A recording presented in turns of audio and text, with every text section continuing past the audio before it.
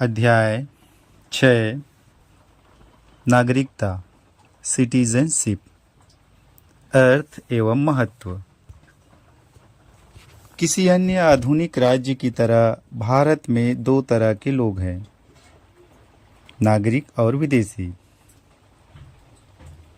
नागरिक भारतीय राज्य के पूर्ण सदस्य होते हैं और उनकी इस पर पूर्ण निष्ठा होती है। इन्हें सभी सिविल और राजनीतिक अधिकार प्राप्त होते हैं। दूसरी ओर विदेशी किसी अन्य राज्य के नागरिक होते हैं, इसलिए उन्हें सभी नागरिक एवं राजनीतिक अधिकार प्राप्त नहीं होते हैं। इनकी दो श्रेणियां होती है, विदेशी मित्र एवं विदेशी शत्रु। विदेशी मित्र वे होते हैं जिनके भारत के साथ सकारात्मक संबंध होते हैं। विदेशी शत्रु वे हैं जिनके साथ भारत का युद्ध चल रहा हो। उन्हें कम अधिकार प्राप्त होते हैं तथा वे गिरफ्तारी और नजरबंदी के विरुद्ध सुरक्षित नहीं होते। अनुच्छेद 22। संविधान भारतीय नागरिकों को निम्नलिखित अधिकार एवं विशेषाधिकार प्रदान करता है, विदेशियों को नहीं। पहला, धर्म, मूल वंश, जाति, लिंग या जन्म स्थान के आधार पर विभेद के विरुद्ध अधिकार। अनुच्छेद 15। दूसरा, लोक नियोजन के विषय में क्षमता का अधिकार। अनुच्छेद 16। तीसरा, वाक स्वतंत्र एवं अभिव्यक्ति की स्वतंत्रता, सम्मेलन, संघ, संचरण, निवास व व्यवसाय की स्वतंत्रता। अनुच्छेद 19। चौथा, संस्कृति और शिक्षा संबंधी अधिकार। अनुच्छेद 29 व 30। पांचवा, लोकसभा और राज्य विधानसभा चुनाव में मतदान का अधिकार। छठा, संसद एवं राज्य विधानमंडल की सदस्यता के लिए चुनाव लड़ने का अधिकार। सातवां, सार्वजनिक पदों जैसे राष्ट्रपति, उपराष्ट्रपति, उच्चतम एवं उच्च न्यायालय के न्यायाधीश, राज्यों के राज्यपाल, महान न्यायवादी एवं महाधिवक्ता की योग्यता रखने का अधिकार। उपरोक्त अधिकारों के साथ नागरिकों को भारत के प्रति कुछ कर्तव्यों का भी निर्वहन करना होता है। उदाहरण के लिए कर भुगतान, राष्ट्रीय ध्वज एवं राष्ट्रगान का सम्मान, देश की रक्षा आदि। भारत में नागरिक जन्म से या प्राकृतिक रूप से राष्ट्रपति बनने की योग्यता रखते हैं, जबकि अमेरिका में केवल जन्म से नागरिक ही राष्ट्रपति बन सकता है। संवैधानिक उपबंध। संविधान के भाग 2 में अनुच्छेद 5 से 11 तक में नागरिकता के बारे में चर्चा की गई है। इस संबंध में इसमें स्थायी और विस्तृत उपबंध नहीं है। यह सिर्फ उन लोगों की पहचान करता है जो संविधान लागू होने के समय अर्थात 26 जनवरी 1950 भारत के नागरिक बने। इसमें न तो इनके अधिग्रहण एवं न ही नागरिकता की हानि की चर्चा की गई है। यह संसद को इस बात का अधिकार देता है कि वह नागरिकता से संबंधित मामलों की व्यवस्था करने के लिए कानून बनाए। इसी प्रकार संसद ने नागरिकता अधिनियम 1955 को लागू किया, जिसका 1957, 1960, 1985, 1986, 1992, 2003, 2005 और 2015 में संशोधन किया गया। संविधान निर्माण के उपरांत 26 जनवरी 1950 संविधान के अनुसार 4 श्रेणियों के लोग भारत के नागरिक बने। पहला, एक व्यक्ति जो भारत का मूल निवासी है और 3 में से कोई एक शर्त पूरी करता है। ये शर्तें हैं: यदि उसका जन्म भारत में हुआ हो, या उसके माता पिता में से किसी एक का जन्म भारत में हुआ हो, या संविधान लागू होने के 5 वर्ष पूर्व से भारत में रह रहा हो। दूसरा, एक व्यक्ति जो पाकिस्तान से भारत आया हो और यदि उसके माता पिता या दादा दादी अविभाजित भारत में पैदा हुए हो और निम्न दो में से कोई एक शर्त पूरी करता हो, वह भारत का नागरिक बन सकता है।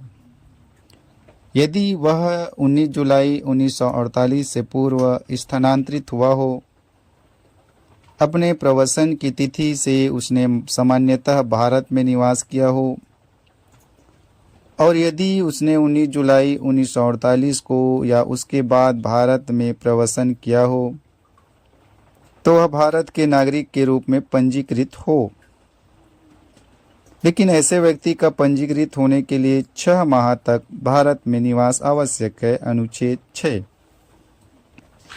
तीसरा, एक व्यक्ति जो 1 मार्च 1947 के बाद भारत से पाकिस्तान स्थानांतरित हो गया हो, लेकिन बाद में फिर भारत में पुनर्वास के लिए लौट आए, तो वह भारत का नागरिक बन सकता है। उसे पंजीकरण प्रार्थना पत्र के बाद 6 माह तक रहना होगा। अनुच्छेद 7। चौथा, एक व्यक्ति जिसके माता पिता या दादा दादी अविभाजित भारत में पैदा हुए हो, लेकिन वह भारत के बाहर रह रहा हो, फिर भी वह भारत का नागरिक बन सकता है यदि उसने भारत के नागरिक के रूप में पंजीकरण कूटनीतिज्ञ तरीके या पार्षदी प्रतिनिधि के रूप में आवेदन किया हो। यह व्यवस्था भारत के बाहर रहने वाले भारतीयों के लिए बनाई गई है ताकि वे भारत की नागरिकता ग्रहण कर सके। अनुच्छेद 8। कुल मिलाकर ये व्यवस्थाएं नागरिकों की चर्चा करती है। पहला, व्यक्ति जो भारत का मूल निवासी हो। दूसरा, व्यक्ति पाकिस्तान से स्थानांतरित हुआ हो। तीसरा, व्यक्ति पाकिस्तान स्थानांतरित हुआ हो लेकिन बाद में लौट आया हो। चौथा, भारतीय मूल का व्यक्ति जो बाहर रह रहा हो। नागरिकता संबंधी अन्य संवैधानिक प्रावधान इस प्रकार है। पहला, वह व्यक्ति भारत का नागरिक नहीं होगा या भारत का नागरिक नहीं माना जाएगा जो स्वेच्छा से किसी अन्य देश की नागरिकता ग्रहण कर लेगा। अनुच्छेद 9। दूसरा, प्रत्येक व्यक्ति जो भारत का नागरिक है या समझा जाता है यदि संसद इस प्रकार के किसी विधान का निर्माण करे। अनुच्छेद 10। तीसरा, संसद को यह अधिकार है कि वह नागरिकता के अर्जन और समाप्ति के तथा नागरिकता के से संबंधित अन्य सभी विषयों के संबंध में विधि बना सकती है। अनुच्छेद 11। नागरिकता अधिनियम 1955। नागरिकता अधिनियम 1955 संविधान लागू होने के बाद अर्जन एवं समाप्ति के बारे में उपबंध करता है। इस अधिनियम को अब तक 8 बार संशोधित किया गया है। ये संशोधन है: पहला, नागरिकता संशोधन अधिनियम 1957। दूसरा, निरस्त एवं संशोधन अधिनियम 1960। तीसरा, नागरिकता संशोधन अधिनियम 1985। चौथा, नागरिकता संशोधन अधिनियम 1986। पांचवा, नागरिकता संशोधन अधिनियम 1992। छठा, नागरिकता संशोधन अधिनियम 2003। सातवां, नागरिकता संशोधन अधिनियम 2005। आठवां, नागरिकता संशोधन अधिनियम 2015। मूल रूप से नागरिकता अधिनियम 1955 ने भी राष्ट्रमंडल नागरिकता प्रदान की है, लेकिन इस प्रावधान को नागरिकता संशोधन अधिनियम 2003 के द्वारा निरस्त कर दिया गया था। नागरिकता का अर्जन। नागरिकता अधिनियम 1955 नागरिकता प्राप्त करने की 5 शर्तें बताता है, जैसे जन्म, वंशानुगत, पंजीकरण, प्राकृतिक एवं क्षेत्र समाविष्ट करने के आधार पर। पहला, जन्म से। भारत में 26 जनवरी 1950 को या उसके बाद, परंतु 1 जुलाई 1947 से पूर्व जन्मा व्यक्ति अपने माता पिता के जन्म की राष्ट्रीयता के बावजूद भारत का नागरिक होगा। भारत में 1 जुलाई को या उसके बाद जन्मा व्यक्ति केवल तभी भारत का नागरिक माना जाएगा यदि उसके जन्म के समय उसके माता पिता में से कोई एक भारत का नागरिक हो। इसके अलावा यदि किसी व्यक्ति का जन्म 3 दिसंबर 2004 के बाद भारत में हुआ हो तो वह उसी दशा में भारत का नागरिक माना जाएगा यदि उसके माता पिता दोनों उसके जन्म के समय भारत के नागरिक हो या माता या पिता में से एक उस समय भारत का नागरिक हो तथा दूसरा अवैध प्रवासी ना हो। भारत में पदस्थ विदेशी राजनयिक एवं शत्रु देश के बच्चों को भारत की नागरिकता अर्जन करने का अधिकार नहीं है। दूसरा, वंश के आधार पर। कोई व्यक्ति जिसका जन्म 26 जनवरी 1950 को या उसके बाद परंतु 10 दिसंबर 1992 से पूर्व भारत के बाहर हुआ हो, वह वंश के आधार पर भारत का नागरिक बन सकता है यदि उसके जन्म के समय उसका पिता भारत का नागरिक हो। यदि 10 दिसंबर 1992 को या उसके बाद यदि किसी व्यक्ति का जन्म देश से बाहर हुआ हो तो वह तभी भारत का नागरिक बन सकता है यदि उसके जन्म के समय उसके माता पिता में से कोई एक भारत का नागरिक हो। 3 दिसंबर 2004 के बाद भारत से बाहर जन्मा कोई व्यक्ति वंश के आधार पर भारत का नागरिक नहीं हो सकता यदि उसके जन्म के 1 वर्ष के भीतर भारतीय कांसुलेट में उसके जन्म का पंजीकरण न करा दिया गया हो या केंद्र सरकार की सहमति से उक्त अवधि के बाद पंजीकरण न हुआ हो। इस प्रकार के बच्चे का भारतीय कांसुलेट में पंजीयन कराते समय आवेदन पत्र में माता पिता को इस आशय का शपथ पत्र देना होगा कि उनके बच्चे के पास किसी अन्य देश का पासपोर्ट नहीं है। पुनः एक नाबालिग जो वंश के आधार पर भारत का नागरिक है, साथ ही वह किसी अन्य देश का भी नागरिक है, तब उसकी भारतीय नागरिकता समाप्त हो जाएगी जब तक कि वह अन्य देश की नागरिकता या राष्ट्रीयता का परित्याग वयस्क होने की 6 माह के अंदर नहीं कर देता। तीसरा, पंजीकरण द्वारा। केंद्र सरकार आवेदन प्राप्त होने पर किसी व्यक्ति अवैध प्रवासी न हो को भारत के नागरिक के रूप में पंजीकृत कर सकती है यदि वह निम्नांकित श्रेणियों में से किसी से संबंध हो। नामतः का भारतीय मूल का व्यक्ति जो नागरिकता प्राप्ति का आवेदन देने से ठीक पूर्व 7 वर्ष भारत में रह चुका हो। ख भारतीय मूल का वह व्यक्ति जो अविभाजित भारत के बाहर या किसी अन्य देश में अन्यत्र रह रहा हो। ग वह व्यक्ति जिसने भारतीय नागरिक से विवाह किया हो और वह पंजीयन के लिए प्रार्थना पत्र देने से पूर्व 7 वर्ष से भारत में रह रहा हो। घ भारत के नागरिक के नाबालिग बच्चे।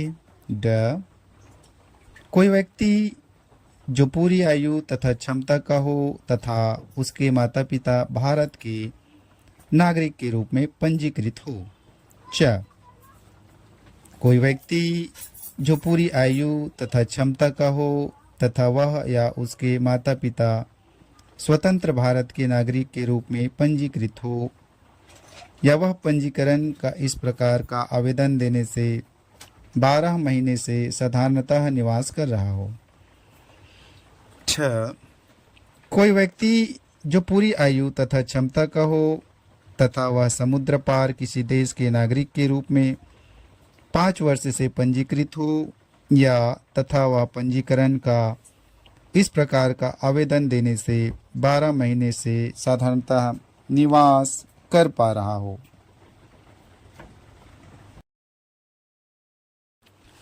एक व्यक्ति जन्म से भारतीय मूल का माना जाएगा यदि वह या उसके माता पिता में से कोई अविभाजित भारत में पैदा हुए हो या 15 अगस्त 1947 के बाद भारत का अंग बनने वाले किसी भू क्षेत्र के निवासी हो। उपरोक्त सभी श्रेणियों के लोगों को भारत के नागरिक के रूप में पंजीकृत होने के बाद निष्ठा की शपथ लेनी होगी। यह शपथ इस प्रकार की होगी, मैं अमुक ब्लैंक यह प्रतिज्ञा करता हूँ कि मैं भारत के संविधान का पालन करूँगा तथा उसके प्रति निष्ठा रखूँगा। मैं भारत की विधि का पालन करूँगा तथा भारत के नागरिक के दायित्वों का निर्वहन करूँगा। 4. प्राकृतिक रूप से केंद्र सरकार आवेदन प्राप्त होने पर किसी व्यक्ति अवैध प्रवासी ना हो प्राकृतिक रूप से नागरिकता प्रमाण पत्र प्रदान कर सकती है यदि वह व्यक्ति निम्नलिखित योग्यताएं रखता है। का ऐसे देश से संबंधित ना हो जहां भारतीय नागरिक प्राकृतिक रूप से नागरिक नहीं बन सकते। खा कि यदि वह किसी अन्य देश का नागरिक हो तो वह भारतीय नागरिकता के लिए अपने आवेदन की स्वीकृति पर उस देश की नागरिकता को त्याग देगा। ग यदि वह भारत में रह रहा हो या भारत सरकार की सेवा में हो या इनमें से थोड़ा कोई एक और थोड़ा कोई अन्य हो तो उसे नागरिकता संबंधी आवेदन देने के कम से कम 12 माह पूर्व से भारत में रह रहा होना चाहिए।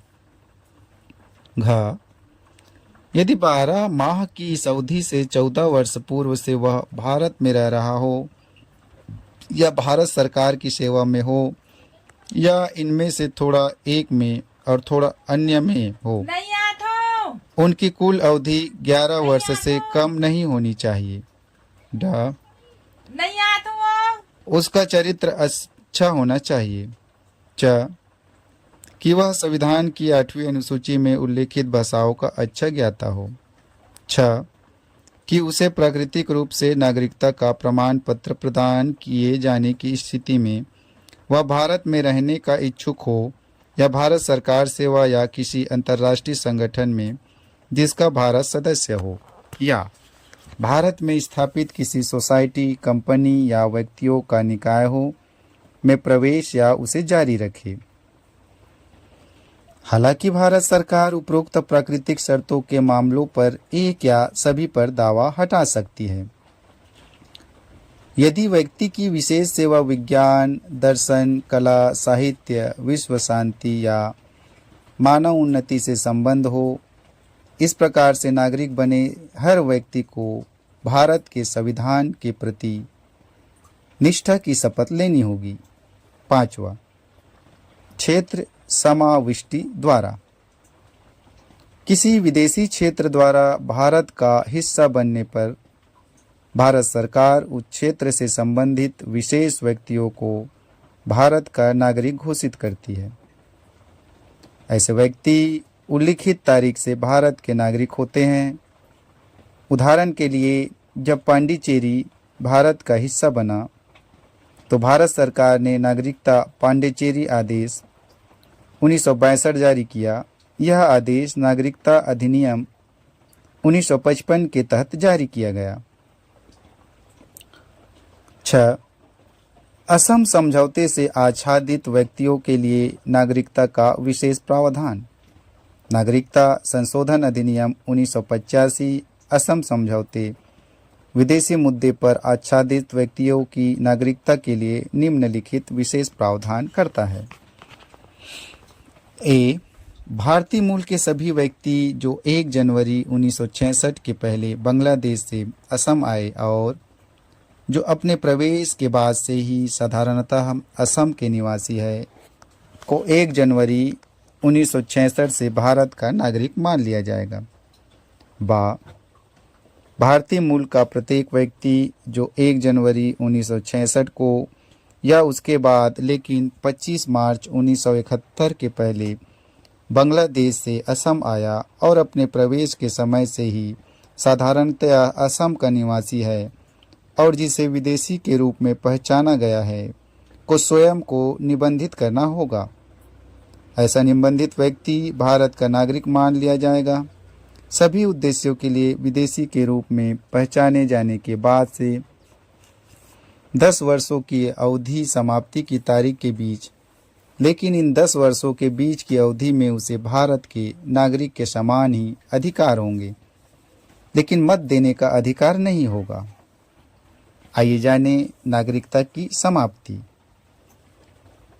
नागरिकता अधिनियम 1955 में अधिनियम या संवैधानिक व्यवस्था के अनुसार प्राप्त नागरिकता खोने के 3 कारण बताए गए हैं।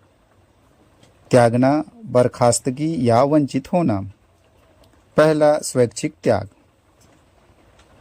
एक भारतीय नागरिक जो पूर्ण आयु और क्षमता का हो, ऐसी घोषणा के उपरांत वह भारत का नागरिक नहीं रहता।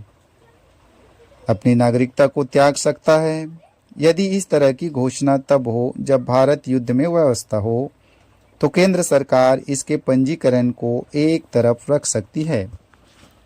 जब कोई व्यक्ति अपनी नागरिकता का परित्याग करता है तो उस व्यक्ति का प्रत्येक नाबालिग बच्चा भारतीय नागरिक नहीं रहता।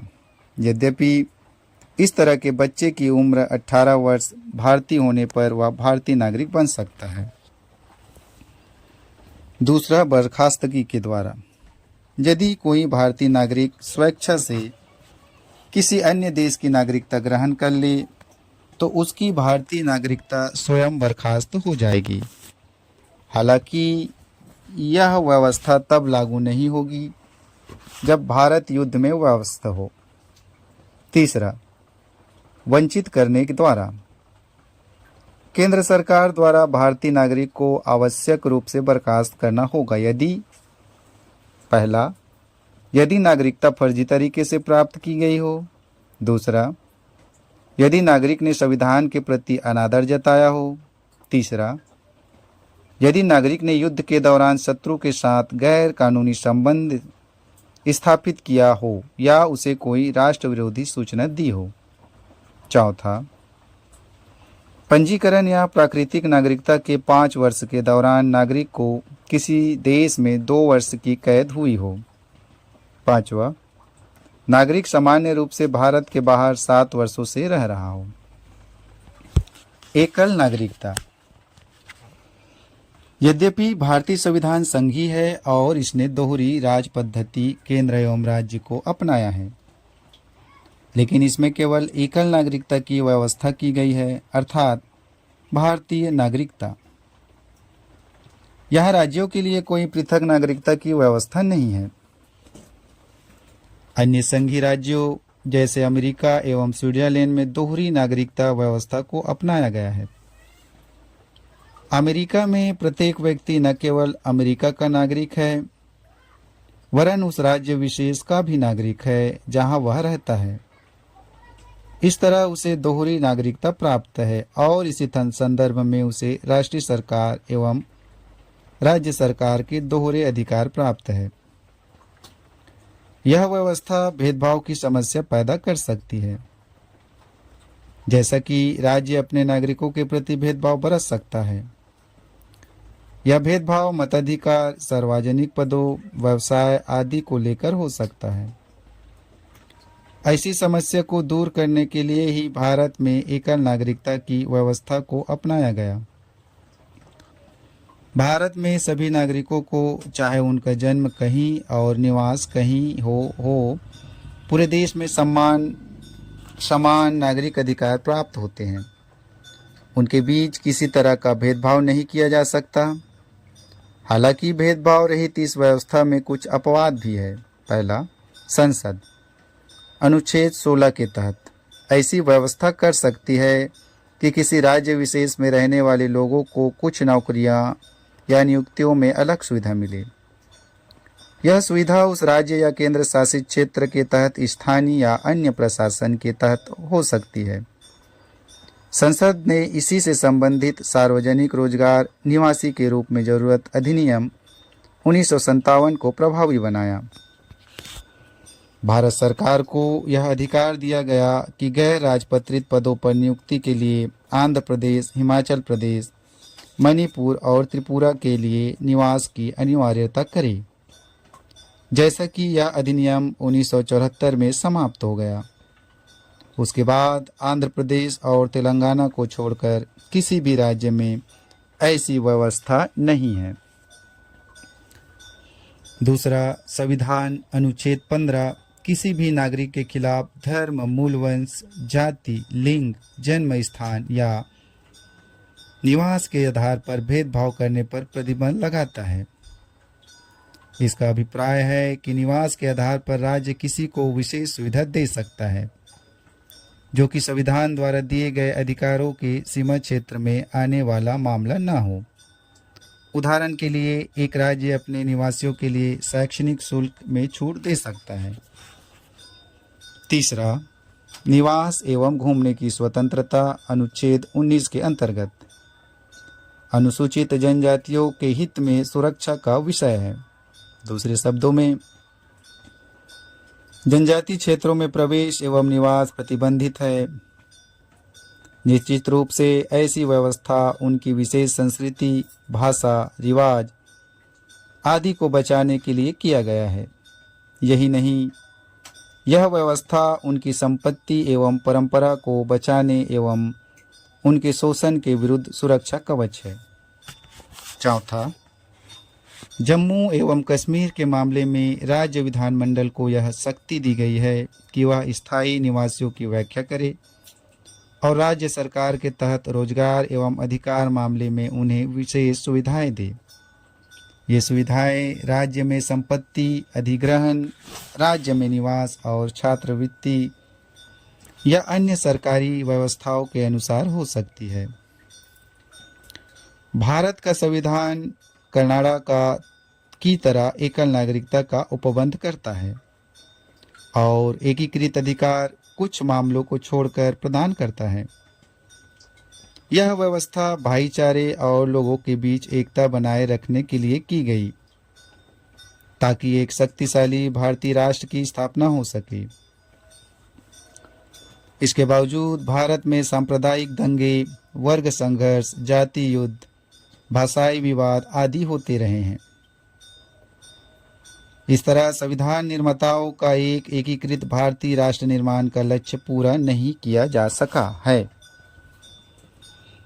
विदेशी भारतीय नागरिकता। सितंबर 2000 में भारत सरकार विदेश मंत्रालय ने भारतीय डायस्पोरा पर एल.एम. सिंघवी की अध्यक्षता में एक उच्च स्तरीय समिति का गठन किया। कमेटी को वैश्विक भारतीय डायस्पोरा के व्यापक अध्ययन करने तथा उनके साथ रचनात्मक संबंध बनाने के उपायों पर अनुशंसा देने का कार्य सौंपा गया। समिति ने अपनी रिपोर्ट जनवरी 2002 में सौंपी। इसने नागरिकता अधिनियम 1955 में संशोधन की सिफारिश की ताकि भारतीय मूल के व्यक्तियों persons of Indian origin PIOS को दोहरी नागरिकता प्रदान की जा सके, लेकिन कुछ विशेष देशों के रहने वालों को नहीं। उसी अनुसार नागरिकता संशोधन अधिनियम 2003 में विदेशी भारतीय नागरिकता का प्रावधान किया गया। 16 निर्दिष्ट देशों के PIO यानी भारतीय मूल के व्यक्तियों के लिए पाकिस्तान और बांग्लादेश को छोड़कर इस अधिनियम ने पूर्व मुख्य अधिनियम की राष्ट्रमंडल नागरिकता से संबंधित सभी प्रावधान हटा लिए। बाद में नागरिकता संशोधन अधिनियम 2005 में सभी देशों के भारतीय मूल के व्यक्तियों को विदेशी भारतीय नागरिकता प्रदान करने के अपवाद पाकिस्तान और बांग्लादेश प्रावधान किए गए जब तक कि उनके गृह देश स्थानीय कानूनों के अनुसार दोहरी नागरिकता प्रदान करते हो। पुनः नागरिकता संशोधन अधिनियम 2015 ने मुख्य अधिनियम में विदेशी भारतीय नागरिकता OCI संबंधी प्रावधानों को संशोधित कर दिया। इसने भारतीय विदेशी नागरिकता card holder, overseas citizens of India card holder के नाम से एक नई योजना शुरू की है, जिसमें PIO कार्ड स्कीम तथा OCI कार्ड स्कीम को मिला विलयित कर दिया गया है। PIO कार्ड स्कीम को 19/8/2002 में शुरू किया गया था और उसके बाद OCI कार्ड स्कीम 1/12/2005 में शुरू की गई थी। दोनों स्कीम साथ साथ चल रही थी। वैसे OCI स्कीम अधिक लोकप्रिय थी। आवेदक इस कारण भ्रम की स्थिति में थे। आवेदकों का भ्रम दूर कर उन्हें अधिक सुविधाएं प्रदान करने के लिए भारत सरकार ने PIO तथा OCI को मिलाकर एकल स्कीम का सूत्रण किया, जिसमें दोनों स्कीमों के सकारात्मक पक्षों को शामिल किया गया। इस प्रकार इस उद्देश्य की पूर्ति के लिए नागरिकता संशोधन अधिनियम 2015 अधिनियमित किया गया। PIO स्कीम 9/1/2015 के प्रभाव से रद्द कर दी गई और यह अधिसूचित किया गया कि सभी चालू PIO कार्ड धारक 9/1/15 से OCI कार्ड धारक मान लिए जाएंगे। नागरिकता संशोधन अधिनियम 2015 विदेशी भारतीय नागरिक को बदलकर विदेशी भारतीय नागरिक कार्ड धारक overseas citizens of India card holder कर दिया गया और मुख्य अधिनियम में निम्नलिखित प्रावधान किए गए। पहला, विदेशी भारतीय नागरिक कार्ड होल्डर का निबंधन। 1. भारत सरकार आवेदन प्राप्त होने पर किसी विदेशी भारतीय नागरिक कार्ड धारक होल्डर को पंजीकृत कर सकती है। ए. पूर्ण आयु एवं क्षमता वाला कोई व्यक्ति का जो कि किसी अन्य देश का नागरिक है लेकिन संविधान लागू होने के समय अथवा उसके बाद भारत का नागरिक था। अथवा 2. जो कि किसी अन्य देश का नागरिक है लेकिन संविधान लागू होने के समय भारत का नागरिक होने के लिए अहर्त था। अथवा 3. जो कि किसी अन्य देश का नागरिक है लेकिन उस भूभाग से संबंध रखता है जो 15 अगस्त 1947 के भारत का भाग हो गया। अथवा 4. जो कि ऐसे किसी नागरिक का पुत्र पुत्री या पौत्र पौत्री या प्रपौत्र पौत्री हो। अथवा बा. कोई व्यक्ति जो धारा ए में उल्लेखित व्यक्ति का नाबालिग बच्चा हो। अथवा सी. कोई व्यक्ति जो कि नाबालिग बच्चा हो जिसके माता पिता भारत के नागरिक है अथवा दोनों में से एक भारत का नागरिक हो। अथवा डी. भारतीय नागरिक का विदेशी मूल का की पति पत्नी अथवा विदेशी भारतीय नागरिक कार्ड धारक का विदेशी मूल का की पति पत्नी जिसका विवाह निर्बंधित है और आवेदन प्रस्तुत करने की तिथि के पूर्व कम से कम 2 वर्ष तक लगातार चला हो। कोई भी व्यक्ति जो स्वयं अथवा किसी के माता पिता में से कोई अथवा जिसके दादा दादी परदादा परदादी पाकिस्तान, बांग्लादेश अथवा ऐसे किसी देश जिन्हें भारत सरकार उल्लेखित कर सकती है, विदेशी भारतीय नागरिक कार्ड होल्डर के लिए निबंधन के लिए अहर नहीं होगा। दूसरा, भारत सरकार उस आंकड़े डाटा को उल्लेखित कर सकती है जिसमें से सूचीबद्ध भारतीय मूल के कार्ड धारक व्यक्तियों को विदेशी भारतीय नागरिक कार्ड धारक होल्डर मान लिया जाएगा। तीसरा, बिंदु 1 में कोई बात पहले रहते भी केंद्र सरकार अगर संतुष्ट हो कि कोई विशेष परिस्थिति बनती है, उन परिस्थितियों को लिखित में अभिलेखित कर किसी व्यक्ति को विदेशी भारतीय नागरिक कार्ड होल्डर को निबंधित कर सकती है। दूसरा, विदेशी भारतीय नागरिक कार्ड होल्डर को प्राप्त अधिकार। पहला, एक विदेशी भारतीय नागरिक कार्ड होल्डर को ऐसे अधिकार प्राप्त होंगे जैसे कि केंद्र सरकार उल्लिखित या विशिष्ट निर्देशित कर सकती है। दूसरा, एक विदेशी भारतीय नागरिक कार्ड होल्डर को निम्नलिखित अधिकार नहीं होंगे जो कि किसी भारतीय नागरिक को होते हैं। ए, उसे सार्वजनिक रोजगार के मामले में अवसर की संभावना का अधिकार नहीं होगा। बी, वह राष्ट्रपति चुने जाने के लिए अहर्ह नहीं होगा। सी, वह उपराष्ट्रपति चुने जाने के लिए अहर्ह नहीं होगा। डी, वह सर्वोच्च न्यायालय या न्यायाधीश नियुक्त किए जाने के लिए अहर्ह नहीं होगा। ई, वह उच्च न्यायालय या न्यायाधीश नियुक्त किए जाने के लिए अहर्ह नहीं होगा। एफ, वह एक मतदाता के रूप में पंजीकृत किए जाने का अधिकारी नहीं होगा। जी, वह लोकसभा या राज्यसभा का सदस्य बनने के लिए अहर्ह नहीं होगा। एच, वह राज्य विधानसभा या राज्य विधान परिषद का सदस्य चुने जाने के लिए अहर्ह नहीं होगा। आई, वह सार्वजनिक सेवाओं में नियुक्ति तथा संघ अथवा राज्य के मामलों में संबंधित पद के लिए अहर्ह नहीं होगा जब तक कि ऐसी सेवाओं एवं पदों पर नियुक्ति के लिए केंद्र सरकार विशिष्ट निर्देश न दे। तीसरा, विदेशी भारतीय नागरिकता कार्ड का परित्याग। पहला, यदि कोई विदेशी भारतीय नागरिक कार्ड होल्डर निर्धारित प्रपत्र पद्धति से उस कार्ड के परित्याग की घोषणा करता है जो उसे विदेशी भारतीय नागरिक के रूप में पंजीकृत करती है, तब इस घोषणा को केंद्र सरकार द्वारा पंजीकृत किया जाएगा तथा इस पंजीयन के पश्चात वह व्यक्ति विदेशी भारतीय नागरिक नहीं रह जाएगा। दूसरा, जब एक व्यक्ति विदेशी भारतीय नागरिक कार्ड होल्डर नहीं रह जाता है तब उसका विदेशी मूल की उसकी का पत्नी पति जिसने विदेशी भारतीय नागरिक कार्ड प्राप्त किया है और उसका नाबालिग बच्चा जो कि विदेशी भारतीय नागरिक के रूप में पंजीकृत है भारत का विदेशी नागरिक नहीं रह जाएगा। चौथा, विदेशी भारतीय नागरिक कार्ड होल्डर के रूप में पंजीकरण का रद्द होना। केंद्र सरकार विदेशी भारतीय नागरिक कार्ड होल्डर के रूप में किसी व्यक्ति का पंजीकरण रद्द कर सकता है यदि वह संतुष्ट है कि ए,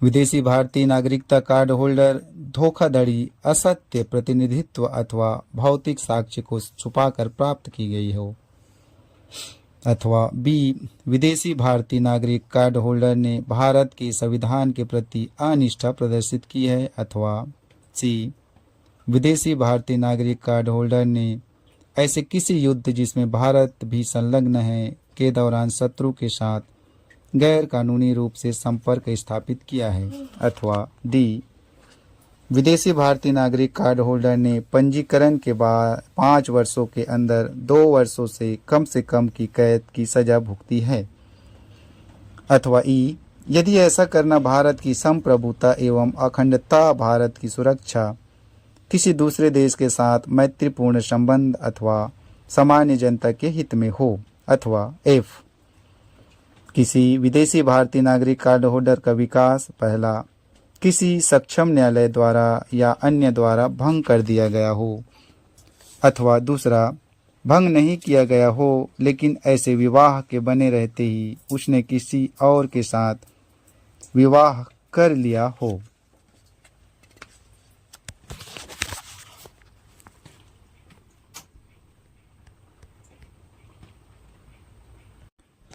तालिका 6.2 नागरिकता से संबंधित अनुच्छेद एक नज़र में। अनुच्छेद 5 संविधान लागू होने के समय नागरिकता। 6 कुछ वैसे व्यक्तियों के नागरिकता अधिकार जिन्होंने पाकिस्तान से भारत में प्रव्रजन किया है। 7 पाकिस्तान के प्रव्रजित व्यक्तियों के नागरिकता अधिकार। 8 भारतीय मूल के वैसे लोगों के नागरिकता अधिकार जो भारत के बाहर विकास कर रहे हैं। 9 जो व्यक्ति स्वेच्छा से विदेशी राज्यों की नागरिकता प्राप्त कर रहे हैं उन्हें नागरिकता नहीं मिल सकती। 10 नागरिकता अधिकारों की निरंतरता। 11 संसद द्वारा कानून बनाकर नागरिकता अधिकारों का नियमन। तालिका 6.3 नागरिकता अधिनियम 1955 एक झलक में 2015 तक संशोधित। पहला संक्षिप्त शीर्षक, दूसरा व्याख्या नागरिकता ग्रहण, तीसरा जन्म से नागरिकता, चौथा वंश से नागरिकता, पांचवा पंजीकरण से नागरिकता, छठवा प्रकृतिकरण से नागरिकता, 6A असम समझौते से आवरित व्यक्तियों की नागरिकता संबंधी विशेष प्रावधान, 7 भूभाग सम्मिलीकरण से नागरिकता।